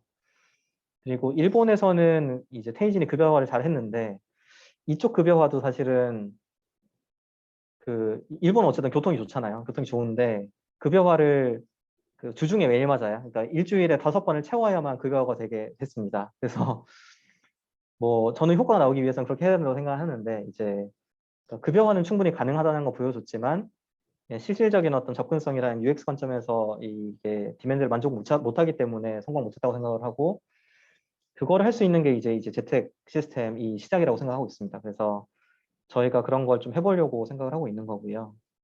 다만 이제 뭐 이 분야의 사례는 아직은 없기 때문에 뭐 이론적으로 가능하다는 건 검증이 됐으나 이제 갈 길이 멀죠 아직. 그러면은 급여화에 성공한 국내 업체 사례는 아직은 없는 거고 비슷한 영역에서 일본이나 미국의 사례는 지금 존재한다 이렇게 말씀해 주시는 거죠? 네, 국내 사례 중에 가장 유사한 사례는 두 가지 사례가 있는데요. 하나는 양압기, 재택에 가져갈 수 있는 의료기기 중에 가장 성공적으로 급여화된 사례가 양압기 사례입니다. 그래서 양압기는 재택 가져갈 때 환자의 그 구입을 할 때 구입 비용의 이제 상당 부분을 보험공단에서 대신 지불을 해주는 형태로 급여가 됐고요. 산업 구조 많이 바뀌었고 나머지 하나는 제가 알기로는 ECG 홀터 그 ECG 측정하는 디바이스를 재택에 보내는 거에 대한 커버리지가 일부 되는 걸로 알고 있습니다. 그래서 그 두 가지가 다르기 때문에 이제 저희 분야에서는 기존 세대 기술 그리고 재택에 하는 두 가지 사례를 잘 벤치마킹해서 준비를 하면 충분히 가능할 거라고 생각하고 있습니다. 네, 감사합니다.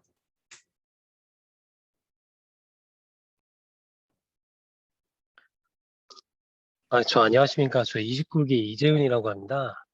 저 한 가지 질문이 있어가지고 말씀 좀 드려도 괜찮으실까요? 네네. 일단은 방금 말씀해 주셨던 이제 홀트라든지 ECG 이제 심전도 체크할 수 있는 부분들 같은 경우에는 사실 우리가 의료진이라고 일컫는 대표적인 두 가지 의사와 약사죠. 의사 선생님들만이 볼 수 있는 영역이라고 하면 사실 지금 말씀해 주신 이 전자약 같은 경우에는 두 가지 트랙이 있을 것 같아요. 오럴 드럭으로 하는 예를 들어서 SISRI 제제를 같이 준다든지 하게 되면은 약은 약사에게 이제 그 다음에 이 전자약은 의사에게 받는 형태가 되잖아요. 그러면은 분명히 컨선이 생길 겁니다. 분명히 환자들은 약사에게도 이 전자약을 썼을 때 효과를 물어보게 되고 그렇게 되면은 약사분들은 또 불편해 하실 수 있는 이제 쟁점이 되겠죠. 제2의 의약분업 사태처럼. 그런 것에 대한 대비는 갖고 계신지도 한 가지 여쭤보고 싶고요. 두 번째 부분은 일단은 지금 보면은 지금 회사의 제품들이 이제 브레인 쪽, 그러니까 뉴럴로지에만 조금 집중이 되어 있는 것 같으신데 다른 파트로의 전환이 조금 계획을 갖고 계신지. 이유는 최근에 많은 AI 업체들이 이제 브레인 파트라든지 체스트 파트 쪽에 집중을 하고 있습니다. 이유는 제가 알기에는 의료 영상 같은 경우에는 이제 브레인 파트가 딱 명확하게 이제 뭐 파킨슨이면 파킨슨, 치매면 치매, 이제 CT나 MRI로 명확하게 진단이 가능하고 눈으로도 육안을 볼 수 있는 반면에 심장이라든지 아니면은 그 외에 미세혈관 같은 경우에 또는 림프노드 같은 경우에는 조금 육안으로 확인하기도 힘들고 실제 방사선 치료를 계획을 했을 때도 뼈나 아니면은 예를 들면은 브레스트 캔서를 치료를 했을 때 이 브레스트 캔서의 방사선 양이 심장에 얼마 정도를 가해지는지 측정 때문에 여러 가지 문제가 있거든요. 실제 임상 현장에서. 그런 것들에 대한 계획은 있으신지 좀 여쭤보고 싶습니다. 네. 그 첫 번째 질문하신 부분이 사실은 어떤 이해관계가 충분히 좀 크게 있을 만한 영역인 것 같아요. 어떻게 봤을 때는 이제 저희 기기는 두 가지 성격을 다 가지고 있는데요. 첫 번째로는 기존의 의료진의 행위, 그러니까 의사의 행위로서 병원이 수익화 가능한 어떤 접근도 가능하고요.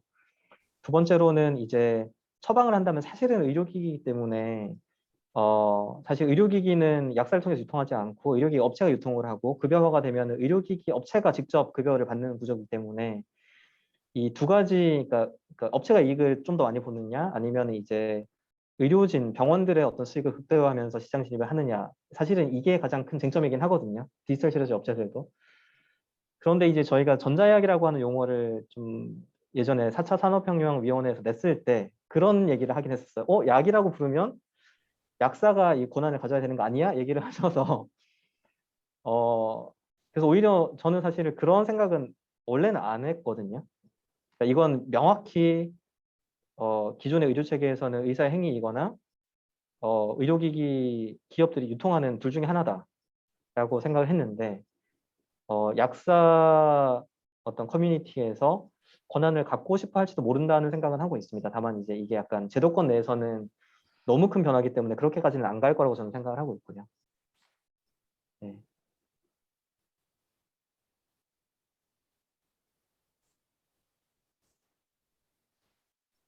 또 질문이 하나 더 있었죠. 네네네네. 네. 죄송합니다. 제가 오늘 바빠서 밥을 못 먹어가지고요. 기억이 안 나네요. 브레인 파트에 너무 집중이 되어 있으신데 맞아요. 네, 죄송합니다. 다른 파트로의 그- 전환이라든지 그런 여러 가지 문제들을 어떻게 좀 네네. 생각하고 계신지에 대한 부분이었습니다. 사실은 그런 것들을 이제 회사들이 잘하는 영역에 집중을 하고 좀 더 이제 조기에 성과를 내서 어떤 경쟁력을 만들기 위해서 그런 전략들을 다양하게 택한다고 생각을 하고 있습니다. 저희가 택한 전략은 어려운 분야에서 먼저 허가 사례를 만들어서 나머지 사업 영역에서의 주도권을 잡자 이렇게 판단한 건데요. 일단 기본적으로는 저희는 그냥 뭐랄까 웰니스를 포함해서 브레인 쪽을 먼저 좀 다루려고 생각은 하고 있고요. 다만 이제 큰 틀에서 멘탈 헬스의 접근성을 개선할 수 있는 거라고 한다면 뭐든지 하려고 생각을 합니다. 그 중에 하나가 이제 전자문진, 모바일 기반의 전자문진이나 어떤 좀 그러니까 시너지를 낼 수 있는 기존 제도권의 어떤 솔루션을 만들 생각은 있고요. 다만 그게 갑자기 어떤 몸을 치료한다든지 어떤 뭐 다른 뭐 탈모를 치료한다든지 이런 식의 접근은 아마 안 할 거로 생각을 하고 있습니다.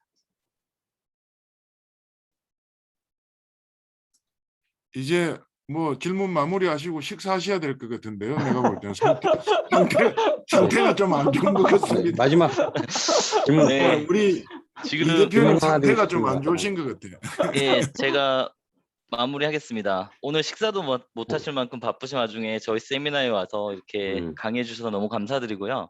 오늘 이렇게 저희가 모두 함께 같이 박수로 마무리했으면 좋겠습니다. 다음에 또 질문 있거나 하면 따로 컨택을 해주시면 좋을 것 같습니다. 감사합니다, 대표님. 네, 감사합니다. 뭐 혹시 궁금하시거나 도움 필요하시면 편하게 연락 주시면은 적극 돕겠습니다. 네, 감사합니다. 성창년하고 제약바이오 연구에 가입한 이후로 오늘 세미나가 상당히 뜻깊었던 것 같습니다. 예, 감사합니다. 예, 예, 수고 그러면 오늘 많으셨습니다. 준비됐던 모든 수고하셨습니다. 행사를 마치겠습니다. 예, 감사합니다. 수고하셨습니다. 감사합니다.